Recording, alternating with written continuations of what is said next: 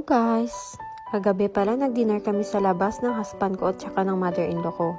Pumunta rin pala ang kaibigan ng mother-in-law ko kasi inimbitahan niya ito. Ito pala mostly ang menu sa restaurant na to. At mostly sa mga Chinese hindi na sila nagra-rice. Madalas kasi noodles ang ginagawa nilang substitute sa rice. Pero mostly din sa mga restaurant dito, pag hihingi ka ng rice ay available din naman ito. Ito na pala yung first serving ng order namin. Lahat ng to ay ako ang pumili. Kasama nandun sa napili ko yung lumpia.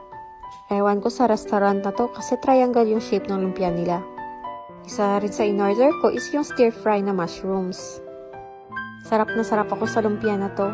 Kasi merong sweet potato na laman at yung iba naman is yung pork.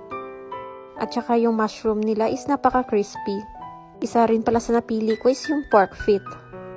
Mahilig din pala kumain ng mga Chinese nito, lalo na ang mga babae. Kasi rich in collagen ito. Pati yung baby namin nagustuhan yung crispy mushrooms. At tingnan nyo guys yung malaking sili na to. Hindi siya maanghang at saka masarap siya kainin dahil crispy. Parang inubos ko na nga lahat eh, hahaha. Yun lang po, bye! Until sa next vlog!